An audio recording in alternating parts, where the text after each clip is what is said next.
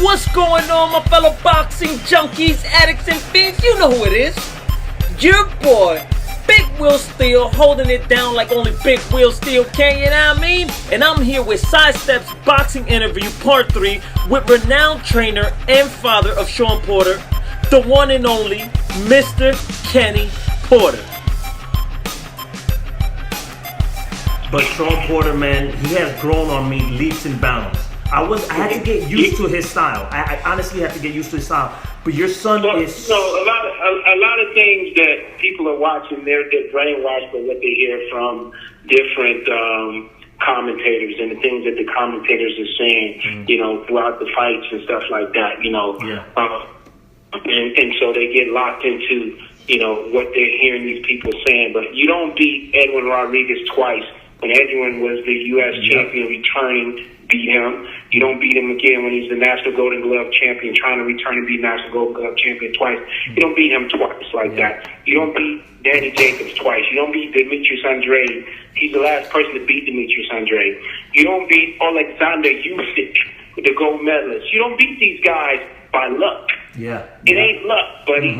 It's not. You know what I mean? And I can keep running them down the line.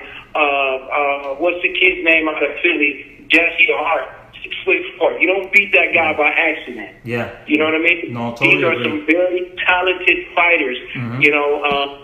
It wasn't an accident. He didn't beat these guys by accident. He beat these guys because he has ability. A lot of times what we're doing is fight specific for the person that we're fighting. And this is professional fighting. So, no, we're not necessarily trying to go in there and put a pretty fight on for you or anyone else because we have an intent of winning a fight. And what you don't realize, and I'm not just saying you, what people don't realize is, this is not a sport that people are going in and trying to score points. We're not trying to score no points. We're trying to get the other person out of there, or that person trying to hurt us bad enough to get us out of there. So when you get to that level, that you start to really realize that and understand that, especially losing a fight to a guy like Kell Brook, who all he did was hold us all night. We didn't have a scratch on us, but we got held all night. We refused to ever be held again. So I don't care if people don't like the fact that we gonna come in there and kick your ass, and when the referee breaks us apart, we coming to kick your ass again. And the referee breaks us apart, we coming to kick you. I don't care.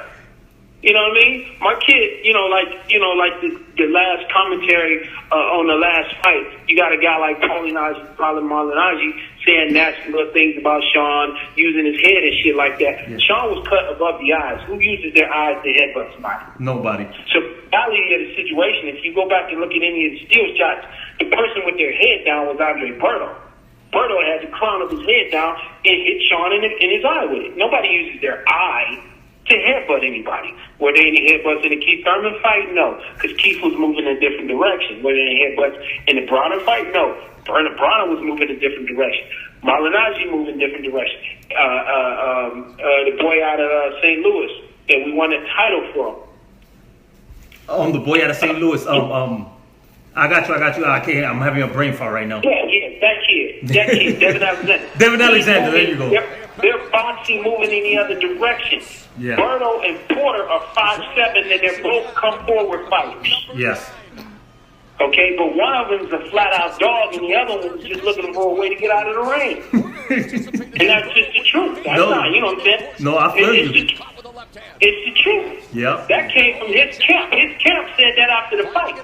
They said, he was trying to get your kid disqualified or do anything he could do, put his head down and every damn thing else. But it's a fight. We're not walking around complaining, talking about Berto headbutting us. All we was going to do was get his ass out of there no matter what. That was it. That was our intent. You know what I mean?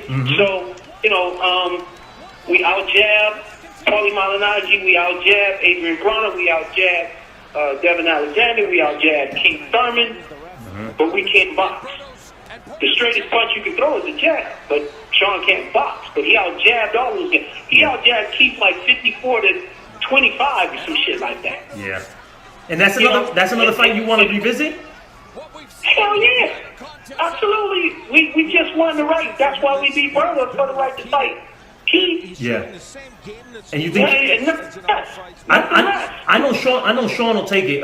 Keith, you think he'll get back in there with Sean? Keith doesn't want that fight, and that's okay. Yeah. But we gonna do what we gotta do to make that fight happen. Yeah. We're gonna beat anybody that's in our way, and right now we already have. If we just sit down and say, you know what, we're not gonna box to Keith get back in the goddamn ring. Keith got two decisions to make: either he fights us or he gives up the belt. Yeah. Wow. And I know he's not going to give up the belt. He's not going to do that. Yeah. You know what I mean? He's hoping that Berto would have beat us. No, now he's hoping that maybe Danny takes fight. Danny could beat us. No, that's not going to happen either. We refuse to let that shit happen. Because we're going to run right through Danny Garcia's ass. We're going to run right through him. We're going to cut through his ass like a hot knife through butter. Kenny, you not playing, Kenny? We running right through him. We running right through him. That's yo. Don't let me have an opportunity this weekend coming up to see Danny's ass in New York. Because if we have an opportunity to see his ass in New York, I'm calling him and his daddy out. Oh my Kenny! I'm calling him and his daddy out. I'm knocking out all trainers. Oh man, Kenny, man, it's been truly amazing. I've been in the ring before, you know. I used to fight professionally. I fought amateur. I've been fighting. I've been knowing about Sean when he was 165 pounds, fighting at amateurs, beating everybody. What era did you come through? What era did you come to the amateurs? No. I started late. I just did it because I want to. I had like 25 fights. No, what time frame are we talking about when you boxing the amateurs? Oh, 2001. Oh, okay. Yeah. Sean, Berto was the man here in Florida. Berto was the man, and then Keith was coming up. I literally sat at a weigh-in. We were waiting to to be checked in by the doctors, and we were sitting right next to each other. I was supposed to spar Keith Thurman and everything when I was in the amateurs, and I fought Willie Monroe, and I fought Silky Wilkie. Sean knocked Willie Monroe out in the amateurs. Wow. Yeah. Willie be all over the place, man. He's come a long way. He's come a long way. I gotta give him that. He's fighting for the title. I respect that. Man, Sean Porter. I mean, we still talk. We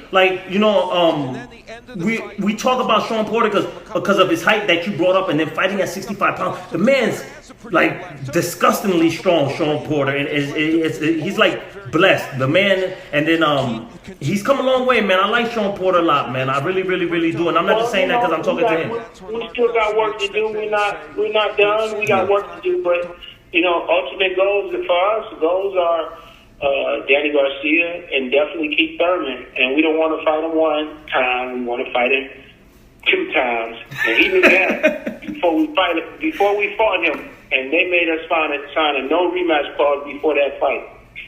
Man, boxing's a cold 24 world. hours Man. before that fight, Keith Kemp made us sign a no rematch clause. Wow, I didn't even know that. You see, those are things that you're just like giving me all the information, all the knowledge I need to become a better person. Yeah. Well, I think you possibly, if you've seen the interview with me, you know I'm gonna speak the truth. And if you never heard that before, keep them know it. It's true. They made us sign a no rematch clause, or we weren't going to even get to fighting in New York when we was in New York. Either you sign this or there's no fight. Now, what do you do at that point? Man. What do you do? You there? You trained? You ready to go? You waited a whole damn year for it. What do you say? No, I ain't gonna sign it. Yep. And don't go to TV and disrupt everything in boxing and get blackballed. No, you don't do that. Yeah. No. So you have to sign. You don't have a choice. No, you don't have a choice. So when his ass stepped up in the ring, and when we went to that ring that night, they booed us when we came to the ring. We never been booed before. Yeah. It was a whole East Coast fan base for Keith. And then Keith came in the ring and they cheered for him. But then, at the end of the fight, when the fight was over, the whole crowd in unison was saying, "And the new, and the new." The whole crowd was chanting that. This was the crowd that booed us. Yep. And now they're saying, "And the new." And when they announced Keith as the winner, the crowd booed him. That was his crowd, and they booed him. Mm-hmm. And this when they asked him on TV, would he rematch Sean, he knew he could say yes because he already made it sign a piece of paper that said there wasn't going to be no rematch. Wow. When we just beat Berto, he comes up there and Sean said, the only thing I understand is you saying yes, and he didn't say yes to it. Then he ran off the goddamn Catman Dude, how funny is that?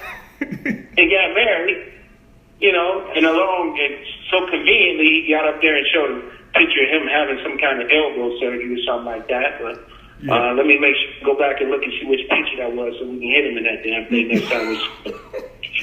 Kenny, man, it's been truly an honor for real, man. I don't know how to say thank you in how many languages and how many ways, man. But we definitely got to stay in touch, man.